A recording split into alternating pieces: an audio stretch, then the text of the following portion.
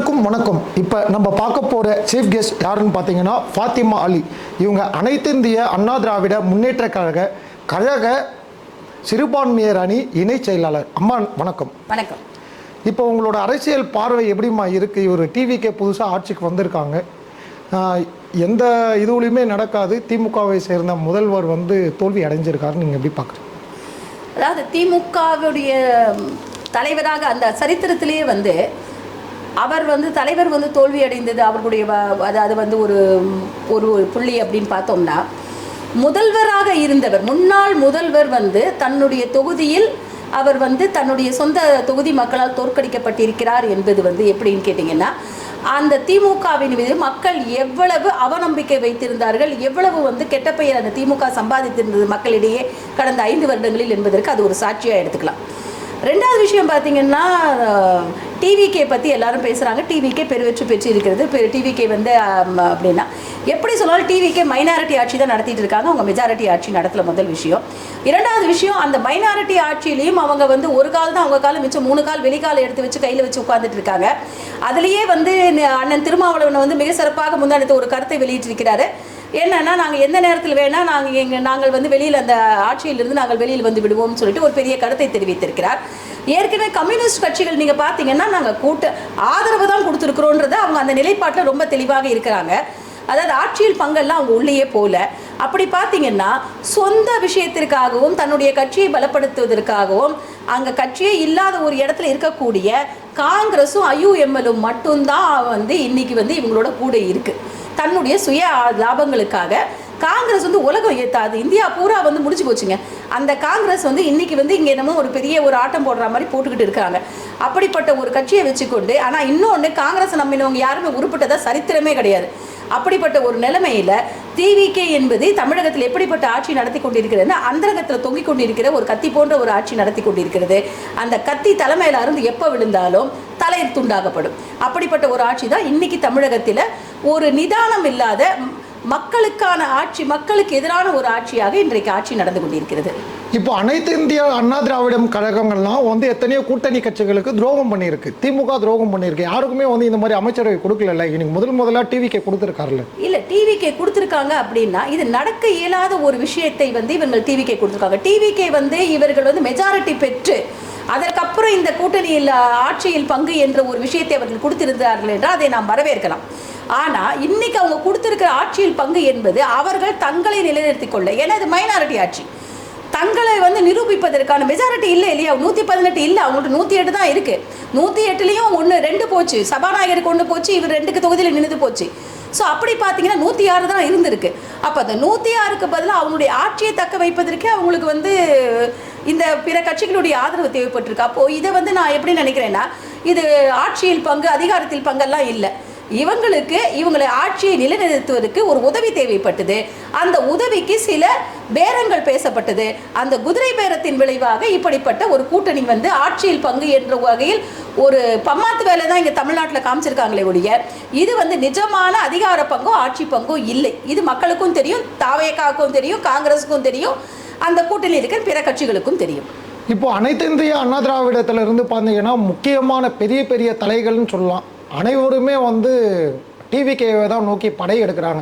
அப்போ வந்து அதிமுக தலைமை சரியில்லை, தலைமையை வந்து யாருமே ஏற்றுக்கலான்ற மாதிரி எடுத்துக்கலாமா? இல்லை, எந்த ஒரு கட்சியிலிருந்தும் இவர்கள் வந்து வேறு கட்சிக்கு செல்கிறார்கள் என்றால் அவர்கள் சுய லாபத்துக்காக செல்கலாம். இல்லை, இந்த கட்சியில் அவர்களுக்கு ஏதாவது தன்னுடன் ஒரு முரண்பாடு இருந்தால் அதற்காக போகலாம். அதனால் இதை வந்து நம்ம வந்து பெரிதுபடுத்தி இதை இவர்கள் சென்றதனால் வந்து கட்சியில் வந்து தலைமை சரியில்லைன்னு சொல்ல முடியாது. இவர்கள் எதிர்பார்த்த விஷயங்கள் நடக்கவில்லை. இவங்க திரும்ப அதிமுக வந்து ஆட்சி ஜெயிக்கும்னு நினைச்சாங்க. ஒரே ஒரு மனிதர் தன்னுடைய உழைப்பை வந்து கிட்டத்தட்ட ஒரு வருடத்திற்கு மேலாக, அதாவது 2025 ஏப்ரலில் வந்து கூட்டணி வந்து முடிவானது. அப்போதுலேருந்து அவர் வந்து ஒரு வருடமாக கிட்டத்தட்ட 234 தொகுதிக்கும் 2 முறை சென்றிருக்கிறார். அப்போ அவர் ஒருத்தருடைய உழைப்பில் எல்லாரும் குளிர்காயணும்னு நினைச்சாங்க. அவங்களுடைய தொகுதியை பலப்படுத்தக்கூடிய வேலையை செய்யலை. மக்கள்கிட்ட வந்து திமுகவுக்கு எதிரான கருத்துக்களை கொண்டு போய் சேர்க்கல, அதிமுக ஆட்சியின் செய்த நன்மைகளை கொண்டு போய் சேர்க்கல. ஒருத்தருடைய உழைப்பில் இவங்க குளிர்காயணும்னு நினைச்சாங்க. அதனால அவங்களுக்கு வந்து ஒரு பேக் ஃபயர் ஆச்சு. இப்போ அவங்க எல்லாம் வந்து தங்களை நிலைநிறுத்திக் கொள்வதில், தங்ககிட்ட இருக்க காசு பணத்தை சேமிக்கிறதுக்கு, அதுக்கு வந்து தம்மையில கேஸ் வராமல் இருக்கு, லோக்கல்ல லஞ்ச ஒழிப்பு துறையோ இல்லை மற்ற துறையோ வராமல் இருக்கிறதுக்கு மேலும் அவர்களுக்கு அந்த அதிகார போதை தேவைப்படுகிறது, அந்த ஆட்சி போதை தேவைப்படுகிறது. அதற்காக வந்து தன் சுயநலத்துக்காக அவங்க போயிருக்காங்களே ஒழிய அவர்கள் மீண்டும் அந்த அரசியலில் வந்து அந்த கட்சி தாவேக்காவில் வந்து அவர்கள் நின்றால், இடைத்தேர்தலில் நின்றால் கூட அவர்கள் தோற்கடிக்கப்படுவார்கள். இது மக்கள் அவர்களுக்கு அளிக்கக்கூடிய தீர்ப்பாக இருக்கும்.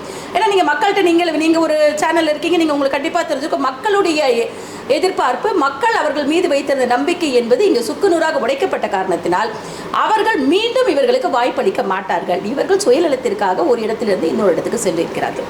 இப்போது நீங்கள் குதிரை பேரம் சொல்கிறீங்க, அப்போ உங்கள் கட்சியிலேயே நேற்று வந்து எம்எல்ஏவாக இருந்தவங்க வந்து மரகத குமரவேல் அவங்க நேற்று வந்து அந்த மேடையில் என்ன பேசுகிறாங்கன்னா, ஒரு மாநிலங்களவை உறுப்பினருக்கு 20 கோடி ரூபாய் எடப்பாடி அண்ணங்கிட்ட வந்து அவங்க கொடுத்ததா அவங்க சொல்கிறாங்க. அந்த தனபாலன்ற ஒரு கட்சி தொண்டர்களுக்கு டீ கூட வாங்கி தர மாட்டாரு, ஆனால் 20 கோடி ரூபாய் வந்து இவர் கொடுத்துருக்காருன்றாங்க. நீங்கள் எப்படி பார்க்குறீங்க? ஆமாங்க, டீ கூட வாங்கி அவங்க ஸ்டேட்மெண்ட்டே பாருங்கள் எவ்வளோ கான்ட்ரடிக்ஷனாக இருக்குன்னு. தனபால் வந்து டீ கூட வாங்கி கொடுக்க மாட்டாரு, ஆனால் அவர் கட்சியில் காசு கொடுத்தாருன்னு சொல்கிறாங்க. 20 கோடி ரூபாய் கொடுத்து அந்த சீட்டை வாங்கினாருன்னு சொல்கிறாங்க. இவங்க வந்து இவங்களுக்கு 2 முறை எம்பி பதவி கிடைச்சது, ஏற்கனவே 2 முறை எம்எல்ஏவாக இவர்கள் தேர்ந்தெடுக்கப்பட்ட அதிமுக தானே தேர்ந்தெடுக்கப்பட்டாங்க. அப்போ எல்லாம் இவங்க எத்தனை கோடி ரூபா கொடுத்தாங்க? இவங்களுக்கு எங்கேருந்து காசு வந்தது? ஒரு விஷயம் நல்லா புரிஞ்சுக்கோங்க, அவங்க சொல்வது தனக்குத்தானே குழி தோண்டிக் கொள்கிறார்கள். இன்னொன்று வீராவேசமா நீங்க மேடையில் என்ன வேணா பேசலாங்க, ஏன்னா இவர்கள் மீது நடவடிக்கை எடுக்கப்படும் என்பதை சபாநாயகர் உறுதி செய்திருக்கிறார். அவர் வந்து அந்த சபாநாயகர் தகுதிக்கு, அந்த இருக்கைக்கு தகுதியான ஒருவராக அவரை நாங்கள் எதிர்பார்த்து கொண்டிருக்கின்ற காரணத்தினால் உண்மையான நடவடிக்கை இந்த 4 மீது பாயும் என்பது நாங்கள் வந்து எல்லாருமே எதிர்பார்க்கிறோம். ஏன்னா இதுதான் வந்து அப்படி இருந்தால் மட்டும்தான் இந்த அரசுக்கு வந்து ஒரு மரியாதை இருக்குமே ஒழிய இவர்கள் 4 பேர் மீதும் நடவடிக்கை எடுக்கவில்லை என்றால் தாவேகா அரசு இவர்களுக்கு வந்து சப்போர்ட் செய்து நம்ம எடுத்துக்கலாம். ஆனால் நடவடிக்கை கண்டிப்பாக எடுக்கப்படும். அது எந்த வகையான நடவடிக்கை என்பது பின்னர் வந்து தெளிவுபடுத்தப்படும் என்று சபாநாயகர் சொல்லி இருப்பதை நாங்கள் உறுதியாக நம்புகிறோம். அவர் மீது ஒரு மரியாதை வைத்திருக்கின்ற காரணத்தினால், அவர் வந்து அதிமுகவிலிருந்து சென்ற ஒரு பாரம்பரியமிக்க அரசியல்வாதி என்ற காரணத்தினால் அவர் வார்த்தைகளில் நாங்கள் நம்பிக்கை வைத்திருக்கிறோம். நீங்கள் உங்கள் கட்சியை பற்றி போதுமான அளவு சொல்லிட்டீங்க. இப்போ கரண்ட் சிஎம் நீங்கள் பார்த்துருப்பீங்க, மக்கள் வந்து பொதுமக்களே வந்து போராட்டம் பண்ணுற அளவுக்கு வெளியில் வந்துட்டாங்க. அதுக்கு காரணம் ஃபஸ்ட்டு வந்து இபி. இதே வந்து மற்ற கட்சிக்காரங்க என்ன சொல்கிறாங்கன்னா, இது திமுகவோட சதின்னு சொல்கிறாங்க. அது ஒயர்மேனு லைன்மேன் அவங்கக்கிட்ட மட்டும்தான் அந்த கரண்ட் ஆஃப் பண்ணுற கண்ட்ரோல் இருக்கும். இது இவங்களே எல்லாருமே பிதற்றமாக தான் பேசிகிட்டு இருக்காங்க. நீங்கள் வந்து இவரோட அந்த கரண்ட் கட்டு ஃபஸ்ட்டு அதை பற்றி நீங்கள் எப்படி பார்க்குறீங்க? அதாவது யார் ஓட்டு போட்டாங்களோ அவங்களே வந்து இன்றைக்கி வந்து வெளியில் வந்து புலம்புறாங்க, அண்ணா நீங்கள் எங்களுக்கு 2500 ரூபாயும் கொடுக்க வேண்டாம், எங்களுக்கு ஒன்றும் கொடுக்க வேண்டாம், நாங்கள் எங்கள் வீட்டில் அமைதியாக வாழ்வதற்கு அந்த கரண்ட்டை மட்டும் கொடுங்கன்னான்னு கெஞ்சுற அளவுக்குரிய ஒரு நிலைமையில் வந்து இன்றைக்கி அதுவும் வந்து நீங்கள் பார்த்தீங்கன்னா சென்னை மாநகரத்தில் இப்படிப்பட்ட பிரச்சனைகள் தலைவிரித்து ஆடுகிறது. நீங்கள் எங்கேயோ ஒரு கிராமத்தில் நடந்தால் கூட அது அந்த இடத்துல ஏதோ ஒரு பிரச்சனைன்னு சொல்லலாம். ஆனால் அதற்கு இவர்கள் கூறுகின்ற காரணம் இருக்குது பார்த்தீங்களா, அதுதான் வந்து மக்களை வந்து இன்னும் இவங்க மேலே வெறிகொள்ள வைக்குது. என்னன்னா வயர்மேன் வந்து இந்த மாதிரி வந்து பண்ணிட்டாங்கன்னு சொன்னாங்க. அடுத்தது பொதுமக்கள் வந்து ஃபீஸ் போடுங்க, அதுவும் திமுக காரங்க புடிங்கிட்டு போறான்னு சொல்றாங்க, புடிங்கிட்டு போயிட்டாங்கன்னாங்க. நீங்க வந்து எலக்ட்ரிசிட்டி போர்டுங்கிறது எப்படிப்பட்ட போர்டுன்னு தெரியும், அங்கே எத்தனை விதமான ஒரு கண்டிஷன்ஸ் இருக்குன்னு உங்களுக்கு தெரியும். எல்லாருமே நம்ம பில்லு கட்ட போயிருப்போம், இப்போதான் ஆன்லைனில் கட்டுறீங்க. அந்த பில்லு கட்ட போயிருக்கும்போது நீங்கள் எல்லாருமே பார்த்துருப்பீங்க அந்த இடம் எவ்வளோ வந்து சேஃப்டியான ஒரு இடத்துல இருக்கும், அதில் எத்தனை விதமான அந்த மெயின்டெனன்ஸ் ஒன்று இருக்குது பார்த்தீங்களா, அந்த இடம் மெயின்டெனன்ஸ் ரொம்ப முக்கியமான விஷயம். அங்கே யாரும் போய் தக்குப்புக்குன்னு அந்த வேலைகள்லாம் செய்ய முடியாது. அப்போ என்ன அர்த்தம்னு கேட்டிங்கன்னா, உங்களால் உங்கள் அரசாங்கத்தில் வேலை செய்கின்ற உங்களுடைய நிர்வாகத்தில் இருக்கின்றவர்களை கூட உங்களால் கையில் வைத்துக் கொள்ள முடியாத அளவிற்கு ஒரு சீர்கெட்ட அரசாங்கத்தை நீங்கள் நடத்தி கொண்டு இருக்கிறீர்கள் என்பது இவர்களே வெளியில் சொல்லுகிறார்கள். அப்போ அவங்க அந்த இடத்துல வேலை பார்க்குறவங்க எல்லாமே வேறு யாராவது அதை செய்ய முடியுமா? செய்ய முடியாது. அப்போ அவர்கள் தான் செய்திருக்கிறார்கள் என்றால் அவர்கள் மீது முறையான துறை சார்ந்த நடவடிக்கை எடுத்து அவர்கள் மீது எந்த நடவடிக்கையும் அது சஸ்பெண்ட் பண்ணுறதோ இல்லை அவர்களை வந்து பர்மனெண்ட்டாக ரிலீவ் பண்ணுறதோ பண்ணாமல், இந்த அணில் போன திமுக அரசாங்கத்தை சொன்னார் பார்த்தீங்கன்னா, அணில் வந்துச்சு வயர் மேலே அதனாலன்னு சொன்ன மாதிரி அவங்களுக்கு ஒரு அணில் கிடைச்சிது, இவங்களுக்கு ஒரு வயர்மேன் கிடைக்கிறாங்க, இவங்களுக்கு ஒரு பொதுமக்கள் கிடைக்கிறாங்க. இப்படி பழியை தூக்கி அடுத்தவர்கள் மேல் போட்டுவிட்டு அதே தான் திமுகவுடைய தீய சக்தியுடைய ஆட்சி இப்போ திரும்ப வந்து தாவேகாவுடைய தீய சக்தி ஆட்சியாக 2.0 நடக்குது. இவ்வளோதான் எடுத்துக்க முடியும். ஏன்னா இவ்வளோ ஒரு பொய் சொல்லி மக்களை ஏமாற்றி அதாவது பகல் பூரா சுட்டரிக்குது சூரியன், அப்போவும் மக்கள் நிம்மதியாக வாழ முடியல. பவர் கட்டு நைட்டு நீங்கள் இரவுக்கு மேலே பார்த்தீங்கன்னா அதை கொடுமையான அனல் காட்டுறதும் நார்த்து சென்னையெல்லாம் பார்த்தீங்கன்னா கண்டிப்பாக, ஏன்னா இண்டஸ்ட்ரீஸ் நிறையா இருக்கிற ஏரியா, கடல் சார்ந்த ஏரியா. அப்போ வந்து அனல் காற்று அடிக்குது. அந்த நேரத்திலும் மக்கள் தங்களுடைய, அதாவது இன்னும் ஸ்கூலெல்லாம் திறந்தாச்சு, இப்போ பசங்க படிக்க முடியாது, வேலைக்கு போயிட்டு வந்தவங்க நிம்மதியாக தூங்க முடியாது, குழந்தைகள் நிம்மதியாக அந்த இடத்துல வச்சுக்கிட்டு வாழ முடியாது, எத்தனையோ விதமான பிரச்சனைகள். இப்போ நோயாளிகள் இருக்கிறாங்க, யாரையுமே வாழ விடாமல் செய்யக்கூடிய அளவுக்கு இன்னைக்கு வந்து இந்த தமிழக அரசாங்கம் நடந்து கொண்டிருக்கும் பொழுது அதை பற்றி வாயை கூட திறக்காமல் இன்றைக்கு இருக்கிற முதல்வர் இருக்கிறார் என்பதை பார்க்கும் பொழுது மிகவும் வேதனையாக இருக்கிறது. எல்லாருக்குமே தெரியும் இவர் வந்து குழந்தைகளை வைத்து தான் வந்து ஓட்டு கேட்டார். நீங்கள் சாப்பிடாதீங்க அம்மா, நீங்கள் சாப்பிடாதீங்க அப்பா அப்படின்னு சொல்லி. இப்போ தினமும் பார்த்தீங்கன்னா இன்னைக்கு கூட காலையில் பார்த்தீங்கன்னா வெறும் ஒரு 3 வயது குழந்தை ஒன்று வந்து ரேப் பண்ணி மர்டர் பண்ணியிருக்கு. ஒரே நாளில் வந்து 5 சம்பவம் நடந்திருக்கு சென்னை, காஞ்சிபுரம், செங்கல்பட்டு அப்படின்ற மாதிரி ஒரு டேட்டா வந்துட்டு இருக்கு. அதே மாதிரி சேலத்தில் சேர்ந்த இவரோட வீரபாண்டியை சேர்ந்த இவரோட நிர்வாகிகள் அது சொல்கிறதுக்கே ஒரு வாய் கூசுதுன்னு வச்சுக்கோங்களேன். பெண்களை ஒரு 500க்கும், இது கிட்டத்தட்ட எங்கேயோ போகுது, சின்ன கணக்கு 500க்கும் மேற்பட்ட பெண்களை பாலியலுக்கு எந்த ஒரு நடவடிக்கையுமே எடுக்க மாட்டேங்கிறாரு சிஎம். பெண்களுக்கு நடந்தாலும் எடுக்க மாட்டேங்கிறாரு, மக்களுக்கு நடந்தாலும் எடுக்க மாட்டேங்கிறாரு. அதாவது சிங்கப்பெண்ணுன்னு ஒன்று ஆரம்பிக்கிறேன்னு சொன்னார். சிங்கப்பெண் இவர் ஆரம்பிக்க வேண்டியது வந்து அவசியமே இல்லை. இதெல்லாம் வந்து நான் திரும்ப திரும்ப சொல்கிறேன், இதெல்லாம் வந்து அந்த பழைய போர்டில் பெயிண்ட் அடிக்கிற வேலை. புது பெயிண்ட் அடிச்சு அது புது போர்டு கிடையாதுங்க. பழைய போர்டில் பெயிண்ட் அடித்து டஸ்ட் இருக்குன்னு சொல்லி தட்டி விட்றீங்களே ஒழிய புது போர்டு கிடையாது. அப்படி பார்த்தீங்கன்னா 2003 புரட்சித் தலைவி அம்மா அவர்கள் வந்து கமாண்டோ படையை, பெண் கமாண்டோ படையை உருவாக்கினாங்க தமிழகத்தில் முதன்முறையாக. அப்படிப்பட்ட ஒரு ஆட்சியை நடத்துறது அதிமுக ஆட்சியில் அம்மையார் பண்ணியிருக்காங்க. இன்னொன்று, புரட்சித் தலைவி அம்மா தான் வந்து முதல் முறையாக பெண்களுக்கான காவல் நிலையத்தை கொண்டு வந்தாங்க. மகளிர் காவல் நிலையத்தை கொண்டு வந்து மகளிர் இருக்கணும், அப்போ தான் பெண்கள் வந்து தங்களுடைய குறைகளை சொல்ல முடியும்னு சொல்லிட்டு ஒரு பெண் வந்து அந்த தாய் அன்போட பெண்களுக்குரிய பிரச்சனைகளை புரிந்து அவர்கள் வந்து அதுக்குரிய சொல்யூஷனை நோக்கி போனாங்க. இவர் என்ன சொன்னார், சிங்கப்பெண் அது இதுன்னு சொல்லி, அதாவது என்ன சொல்றது, எல்லாமே வந்து உங்களுக்கு வந்து ஒரு மக்களை ஈர்ப்பது போல ஒரு சில வார்த்தைகளை சொல்லி வார்த்தை ஜாலங்களை வைத்துக்கொண்டு சிங்கப்பெண் வந்து படைய ஆரம்பிக்கிறோன்னு சொல்லிட்டு அந்த ஒரு யூனிஃபார்ம் ஒன்று கொடுத்தாங்க. அது ஆரம்பிக்க சிங்கப்பெண்ணுடைய அந்த ஆரம்பிக்க நாள்லேயே பார்த்தீங்கன்னா லாஸ்ட் வீக் போட்டுட்டு அதுக்கு பதிலாக அவர் வந்து அதெல்லாம் கேன்சல் பண்ணிட்டு தன்னுடைய நண்பர் வீட்டு கிரகப்பிரவேசத்துக்கு போயிட்டார். அதுக்கப்புறம் இப்போ வந்து இந்த மாதிரி சொன்னார். சொல்லி என்ன பிரயோஜனம் சொல்லுங்கள்? இது வரைக்கும் ஒரு மாதம் ஆக போகிறது. அந்த ஒரு மாதத்துக்குள்ளே கிட்டத்தட்ட 30-35 பாலியல் வன்முறைகள் குழந்தைகளுக்கு, சிறு பெண் பிள்ளைகள், போக்சோனாலே 18 வயசுக்கு கீழே தான். அப்போ அது அவர்களுடைய பாதிப்பே, அதாவது பதிவு செய்யப்பட்டதே 30-35க்கு மேலே இருக்கு என்றால் பதிவு செய்யப்படாதது, எஃப்ஐஆர் பதிவு செய்யப்படாதது, நோட்டிஃபை பண்ணப்படாதது எத்தனை இருக்குன்றது நம்ம கொஞ்சம் யோசிக்கணும். ஸோ இதில் இன்னைக்கு அதோடைய ஒரு உச்சகட்டமாக ஒரு 3 வயது குழந்தை, இந்த குழந்தைக்கு நீங்கள் என்னங்க குட் டச் பேட் டச் சொல்லி கொடுக்க முடியும்? அது குழந்தைங்க, அது பச்சை குழந்தை. அதுக்கு அது வந்து இப்போ தான் அம்மா அப்பான்னு பேச ஆரம்பிச்சிருக்கோம். அவளுடைய தாய், அந்த குழந்தையுடைய தாய் தலையில் கை வைத்தபடி உட்கார்ந்து அழுது கொண்டு இருப்பது அதாவது மனதை வந்து என்னமோ பண்ணுது. இன்னுமா இது? அப்போ நீங்கள் எதுக்கு வந்து அது தீய சக்தி, இது தூரசக்தி, என்னென்னமோ டைலாக்லாம் பேசுனீங்களே, இதுக்கு என்ன சொல்ல போறீங்க? இதற்கு இந்த முதல்வர் என்ன சொல்ல போகிறார்? உடனே வந்து ஒரு பாஞ்சுக்கிட்டு ஒரு கூட்டம் வருவாங்க, ஒரு மாதத்துக்குள்ளே என்ன பண்ண முடியும் அப்படின்னா, இன்னைக்கு செத்து போன இந்த குழந்தைக்காக, இன்னைக்கு பாலியல் வன்புணர்வுக்கு ஆளாக்கப்பட்ட ஒரு சிறு 3 வயது பெண் குழந்தைக்காக 3 வருஷம் கழிச்சு பேச முடியுமா? இன்னைக்கு நடந்தது இன்னைக்கு தானே பேச முடியும். அப்போ ஆட்சியாளர் யாரோ அவரை தானே குறை சொல்ல முடியும். அந்த ஆட்சியாளர் கையில் தானே காவல்துறை இருக்கிறது. அதை தவிர சிங்கப்பெண் படைன்னு போட்டீங்க, அந்த சிங்கப்பெண் படை என்னதான் பண்ண போறாங்க? 3 வயது பெண் குழந்தைக்கும் பாதுகாப்பு இல்லை, அது 80 வயசு வயதான மூதாட்டிக்கும் பாதுகாப்பு இல்லை. இங்க இப்போ எப்படிதான் நீங்க பெண்கள் வாழ்வது? ஸோ நீங்க கொடுத்த எல்லாமே வந்து மக்களை ஏமாற்றுகின்ற ஒரு வேலையாகத்தான் இருந்திருக்கிறது ஒழிய, நிஜமாவே இவர் வந்து இதுக்கு வந்து முதல்வர் ஏன் வாய் திறக்காம இருக்காருன்னு தெரியல. ஏன்னா இது துறை சார்ந்த, இன்னொன்று உடனே கேட்பாங்க.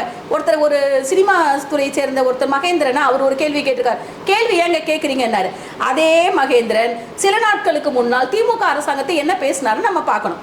ஸோ எதையுமே வந்து இன்னைக்கு எல்லாமே வரலாறாக, இன்னைக்கு வந்து எல்லாமே வந்து கோப்புகளாக இருக்குது.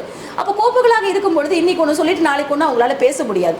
இதற்கு இந்த சிங்கப்பெண் படையை போட்டு இந்த 3 வயது பெண் குழந்தையை வந்து இன்னைக்கு பாலியல் பலாத்காரம் செய்யப்பட்டிருப்பதற்கு இதற்கு அரசாங்கம் என்ன நடவடிக்கை எடுக்க போகிறது? இதற்காக தமிழக முதல்வர் வாய் திறந்து பேசுவாரா? ஏன்னா முதல்வர் இன்னைக்கு இல்லை, அவரை வந்து முதல்வராக மக்கள் தேர்ந்தெடுத்துட்டார்கள். நம்ம முதல்வர், தமிழக முதல்வர் யாருன்னா நம்ம யாரும் சொல்ல போறோம்? வேற யாரையும் சொல்ல போறோமா? என்ன ஓட்டு போட்டிருந்தாங்களும் சரி, ஓட்டு போடாதவங்களும் சரி, எல்லோருக்குமான தமிழகத்திற்கான முதல்வராக அவர் இருக்கும் பொழுது அவர் அட்லீஸ்ட் தமிழக பிரச்சனைகளுக்கு வந்து பதில் கூற வேண்டுமா இல்லையா? மக்களிடையே ஒரு நம்பிக்கையை கொடுக்கும் வகையில் அது பேசணும். இல்லை இனிமேல் இந்த மாதிரி நடந்திருக்கிறது, இதுக்கு நடவடிக்கை எடுக்கப்படும் என்ற ஒரு வார்த்தையாக வருமா இல்லையா? எதுவுமே வராம தமிழகம் வந்து இங்கே வந்து வாழ்வதற்குரிய இடமாக இல்லாமல் போய்கொண்டிருக்கிறது. அதுவும் குறிப்பாக பெண்கள், குழந்தைகள், அது 2 பக்க குழந்தைகளாக இருக்கட்டும், ஆண் குழந்தைகளாக இருக்கட்டும், பெண் குழந்தைகளாக இருக்கட்டும், குழந்தைகளும் பெண்களும் வாழ தகுதி இல்லாத மாநிலமாக தமிழகம் சென்று கொண்டிருப்பது என்பது ஒரு தாயாக, ஒரு பெண்ணாக, இந்த தமிழகத்தின் ஒரு குடிமகளாக எனக்கு வந்து மிகவும் வருத்தத்துக்குரிய செய்தியாகத்தான் இருக்கிறது. இவர் தேர்தல் பிரச்சாரம் அந்த மாநாட்டில் கூட திமுகவை என்ன சொன்னார், உங்களால் வந்து பெண்களை பாதுகாக்க முடியல, கஞ்சா அதிகமாயிருச்சு. அவர் என்னன்னா, என்கிட்ட ஒரு சில ஐடியா இருக்குது, நான் எல்லாத்தையும் ஒரே நாளில் மாற்றிடுவேன்ற மாதிரி சொன்னார். அவர் வந்த உடனே என்ன மாற்றினார்னா, அவரோட பண்டித் ஜோதிடரை அரசாங்க வேலைகளை வந்து போட்டார். அதுக்கு வந்து சிங்கப்பெண்மணி பிரேமலதா விஜயகாந்த் மேடம் வந்து தலையிலேயே சட்டமன்றத்தில் கொட்டினதுனால மறுநாளே வேலையை விட்டு தூக்குனாங்க. அதே மாதிரி வந்து இவங்க தலையில் கொட்டிகிட்டே இருக்கணுமா, இதை பண்ணுங்க அதை பண்ணுங்கன்ட்டு. இல்லை, அந்த விஷயத்தை பொறுத்தவரை நான் அண்ணி பிரேமலதா அவர்களை மிகவும் பாராட்டுகிறேன். ஏன்னா 2 விஷயம். ஒன்று, முன்னாள் முதல்வர் அண்ணன் ஸ்டாலின் அவர்கள் மேடையில் இருக்கும் பொழுதே இதே ஒரு குற்றச்சாட்டை மேடையிலே பகிரங்கமாக கூட்டணியில் இருந்தே கூறினார்கள். ஒரு பெண்மணியாக தன்னுடைய கருத்தை, ஒரு தாயாக தன்னுடைய கருத்தை மிக அதாவது சிறப்பாக வெளிப்படுத்தினார்கள். அதே மாதிரி இப்போ பார்த்தீங்கன்னா இந்த விஷயத்திலும் வந்து சட்டமன்றத்தில் தன் முதல் பேச்சிலேயே வந்து அவர்கள் தெளிவாக தான் பேச வந்ததை பேசிவிட்டு எங்கே கண்டிக்கணுமோ அந்த கண்டிப்பை அவர்கள் தெளிவாக ஓப்பனாக சொன்னாங்க. இப்படிப்பட்டதை நான் வந்து வன்மையாக கண்டிக்கிறேன்னு சொல்கிற அளவுக்கு அவர்கள் தெளிவாக தன் கருத்தை வெளிப்படுத்தினார்கள். அப்படிப்பட்டவர்கள் இருக்கின்ற காரணத்தினால் தான் நான் இன்னும் கேட்கிறேன், இன்னும் பல வகையான போராட்டங்களை முன்னெடுக்க வேண்டிய நிலையில் தமிழகம் இருக்கிறது. பெண் தலைவர்கள் வந்து இதையெல்லாம் கையில் எடுத்து கட்சி பாராமல், கட்சி மதம் ஜாதி எதையுமே பாராமல் பெண் குழந்தைகளை காப்பாற்ற வேண்டும் என்ற ஒற்றை நோக்கில் ஒன்றிணைய வேண்டும் என்பதுதான் என்னுடைய கோரிக்கையாக இருக்கிறது. ஏன்னா இன்னைக்கு தமிழக முதல்வராக இருக்கட்டும், மற்றவர்களாக இருக்கட்டும், அங்கே அத்தனை பெண் சட்டமன்ற உறுப்பினர்கள் இருக்கிறார்கள், யாருமே இதை பற்றி வாய் திறந்து பேச மாட்டேங்கிறாங்க. இதை பற்றி வேற ஒரு விஷயத்தை பற்றி பேசுறது போது கூட அந்த இண்டஸ்ட்ரியல் மினிஸ்டர் அவர்கள் என்னமோ சொல்லிட்டு போனாங்க, பொலிட்டிக்கலை பற்றி பேசாதீங்க, அது பொலிட்டிக்கல் கீர்த்தனா மேடம் பொலிட்டிக்கல் சார்ந்த விஷயத்தை வேற இடத்துல பேசுங்க. அதாவது நீங்க வந்து சட்டமன்ற உறுப்பினர் என்று ஆகிவிட்டால் அங்கே உங்களுக்கு பொலிட்டிக்கல் என்ற தனி வார்த்தை கிடையாதுங்க. பொதுமக்கள் பிரச்சனை உங்க பிரச்சனை, பொதுமக்கள் பிரச்சனையை நீங்கள் பதில் சொல்லித்தான் ஆக வேண்டும். ஒரு பெண்ணாக இருந்தால் பெண் சார்ந்த பிரச்சனைகளும் உங்களிடம் கேட்கப்படத்தான் கேட்கப்படும். அப்போ எதுக்குமே நீங்க வாய் திறக்க மாட்டீங்க. அப்படிங்கிறத விட மற்ற விஷயங்களுக்கு நீங்க வாய் தரங்க, வாய் திறக்காம போகுங்க. ஏன்னா இங்க இருக்கிற எத்தனையோ இண்டஸ்ட்ரீஸ் வந்து இன்னைக்கு ஆந்திராவுக்கு போகுது, யூபிக்கு போகுது, அதெல்லாம் நீங்க வாய் திறக்க மாட்டீங்க, பரவாயில்லை. ஆனால் தினம் தினம் இங்கே பெண் குழந்தைகள் செத்து செத்து மடிந்தது இவர்களுக்கு இன்னும் என்ன வந்து இவர்களுக்கு அவர்களை எப்படி காப்பாற்ற போகிறீர்கள் என்ற ஒரு கேள்விக்கான பதில் கூட நாங்கள் கொடுக்க மாட்டோம். அப்படின்னா நீங்க சொன்ன மாதிரி இதற்கெல்லாம் பின்னணியில் என்ன இருக்க போகுது? கண்டிப்பாக போதை கலாச்சாரம், கண்டிப்பாக கஞ்சாவை மீறின பல விஷயங்கள். அந்த பல விஷயங்கள் எப்படி இங்கே வருகிறது, அதை எப்படி இவர்கள் கட்டுப்படுத்த போகிறார்கள், தமிழகத்தை எப்படி காப்பாற்ற போகிறார்கள்? ஏன்னா இந்த நிலைமையில போச்சுன்னா அந்த இளைஞர் ஒரு 18 ஒரு 23 வயது இளைஞர்களும் அதை தொடர்ந்து அப்படியே நீங்க பார்த்தீங்கன்னா பெண்களும் வருவாங்க. அதில் இளைஞர்கள் எடுத்துக்கொண்டீங்கன்னா 2 பாலாருமே வருவாங்க. அப்படி வரும்போது இன்னொரு 10 வருடங்களில் பார்த்தீங்கன்னா அந்த பர்டிகுலர் கேப்பில் மனுஷங்களே இல்லாமல் போவாங்க. ஏன்னா அவர்கள் அதுக்குள்ளேயே தங்கள் அதாவது உடல்நலத்தை சீரழித்து, சமூகத்தை சீரழித்து, இப்படிப்பட்ட கொடுமைகளை பிறருக்கும் செய்து அதனால் அவர்கள் குற்றவாளிகளாக்கப்பட்டு இப்படிப்பட்ட பல்வேறு விதமான கேவலங்களான விஷயங்கள் வந்து தமிழகத்தில் நடைபெறுவதற்கு ஆரம்பிச்சு விட்டது. ஏற்கனவே திமுக ஆட்சியில் இதே தான் நடந்தது, பெண்களுக்கு பாதுகாப்பே இல்லாமல் இருந்தது. இப்போ அதை வந்து தொடர்கிறது. இந்த தொடர்கதைக்கு தான் ஒரு மாற்றம்னு இவர் பேர் சொன்னாங்கன்னா, இப்போ ஆடுகின்ற அரசு பேர் சொன்னார்கள் என்றால் அதற்கு நம்ம என்ன பதில் சொல்வது என்றே தெரியவில்லை. ஏன்னா அவங்க ஆள் பிடிக்கிற வேலையை தான் தெளிவாக செஞ்சுக்கிட்டு இருக்காங்களே ஒழிய இந்த மாதிரியான விஷயங்களுக்கு வந்து அவர்கள் வந்து இன்னும் தெளிவாக வரவில்லை என்பதுதான் வருத்தத்துக்குரிய விஷயமாக இருக்கிறது. மேடம், இவ்வளோ நேரம் உங்களோட பொன்னான நேரத்தை எங்கள் கேப்டன் நியூஸ் சேனலுக்காக ஒதுக்குனதுக்கு மிகவும் நன்றி மேடம். நன்றி.